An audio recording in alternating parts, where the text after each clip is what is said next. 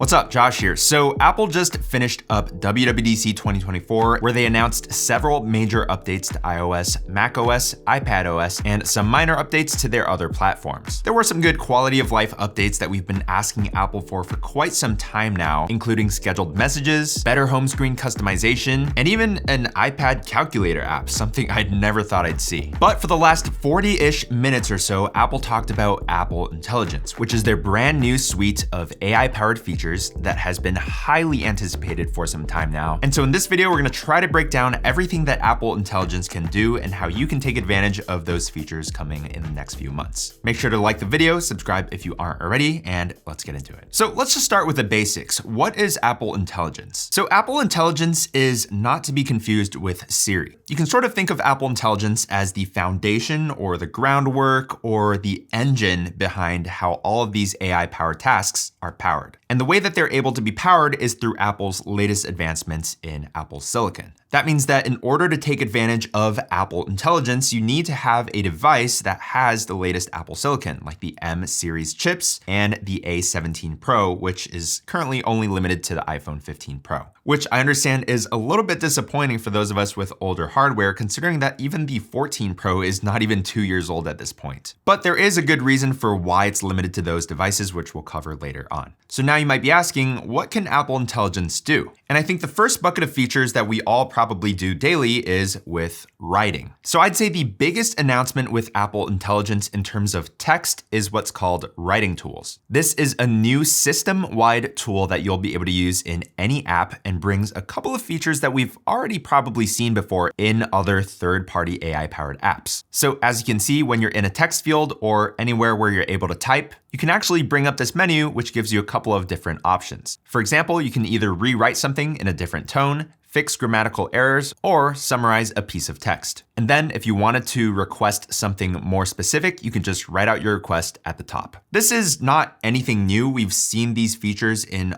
other apps as well, but I think the biggest game changer here is that it's actually system-wide, meaning you don't have to go into a separate app to use these features, nor do you only have to be in an app that's made by Apple. As long as you're using an Apple device like an iPhone, Mac, or iPad, you're gonna have access to these writing tools. And this one feature alone, I think as insignificant or as basic as it might seem, is actually a pretty big deal because it sort of eliminates the need for any third-party subscriptions that you might have to other apps that might do the same thing. But also this opens the door for generative text to just so many other people. Think about how many people use iPhones, Macs, and iPads, and how many people are just going to have access directly on the device for generative text. It's been shown time and time again that when Apple does something, that thing sort of just catches on like wildfire. And so I think pretty soon we're gonna see a lot more people utilizing generative text. So yeah, that is writing tools, but then there's also what's called smart replies. This is a feature in Apple's new Mail app, which uses AI to draft up a response to an email and will even come up with custom prompts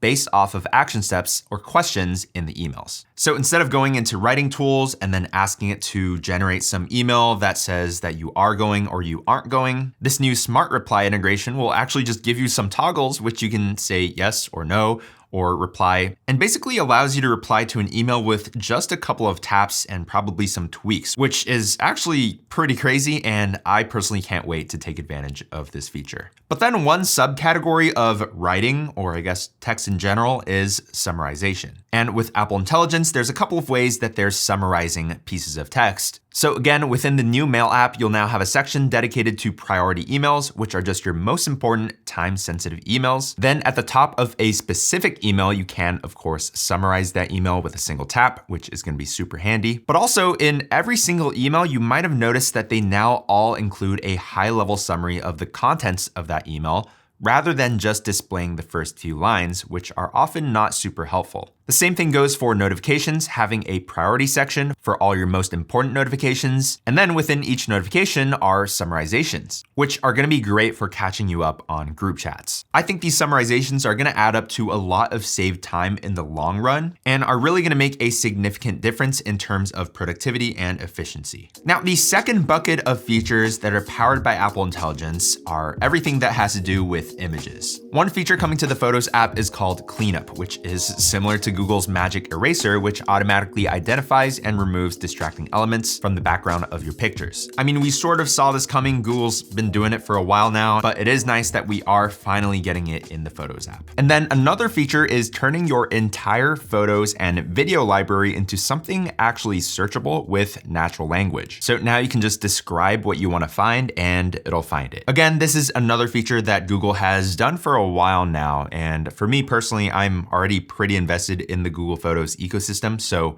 not sure how much I'll be using this one, but it's nice to see that it's there. But then Apple announced something called Image Playground, which sort of reminds me of Google's AI wallpaper feature, where you pick from a theme and then fill in some words to generate an image as a wallpaper. But I think Apple did it a little bit better here, because instead of just generating wallpapers, you can actually generate images to be used in messages. So just like Google's AI wallpaper, in Image Playground, you can tap on these broad themes or broad concepts. And when you tap on them, they get added to your playground, where an image then gets created for you in just a couple of seconds to share in messages. If you want something a little bit more specific, you can also just describe it using text, which then gets added into your playground. You can pick from 3 styles, which are animation, illustration, and sketch, and even choose to incorporate people into these generations to make them feel more personalized to that conversation. So if you wanted to generate a picture of your mom in a superhero cape because you appreciated her so much, you can now actually do that because Apple Intelligence knows what your mom looks like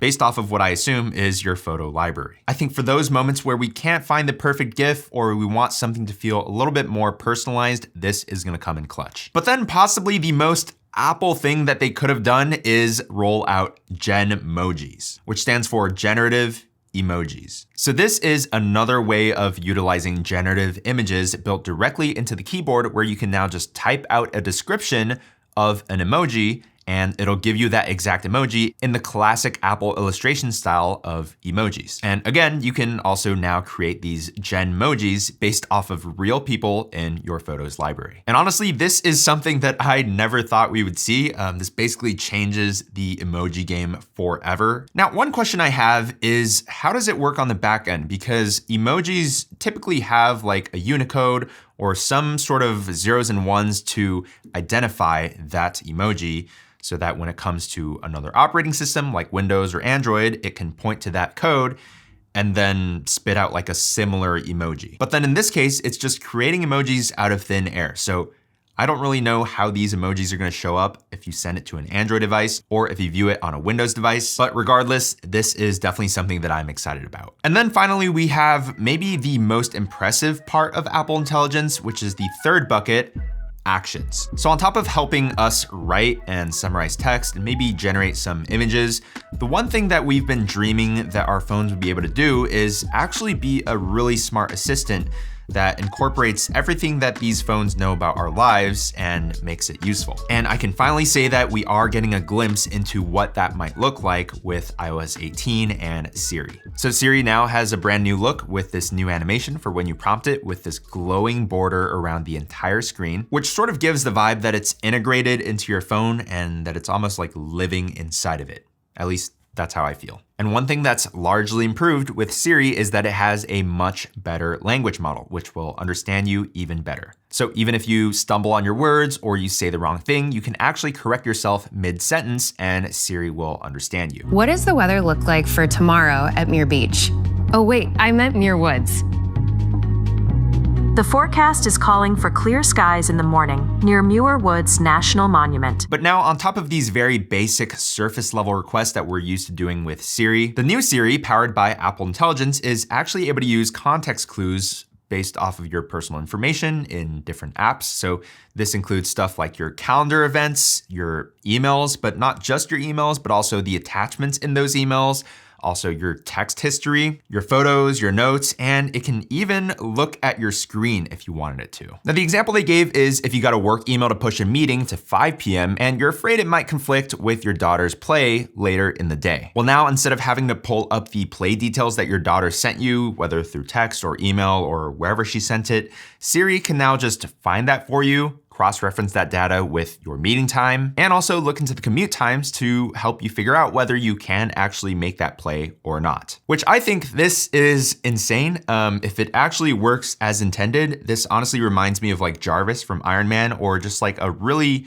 smart, like actually smart assistant that knows everything about you and can help you throughout your day. Another example that makes use of Siri being able to look at your screen is, let's say your friend sends you their address. Well, now you can just ask Siri to add that address into that contact. Or maybe you're filling out a form and you need to find your driver's license number. Well, now Siri can pull that up for you, assuming that you have a photo or scan of your driver's license stored somewhere on your device. Now this brings us to privacy, because obviously there is a huge concern with allowing AI to look into all of your documents. And we've already seen some pretty big blunders when it comes to this stuff, specifically with Microsoft and their recall feature. So how is Apple handling privacy when it comes to all this sensitive information? One thing that Apple mentioned is that Apple Intelligence was designed with a strong emphasis with on-device processing. This means that for a lot of the tasks, the device is actually able to process everything on device without collecting or storing any information or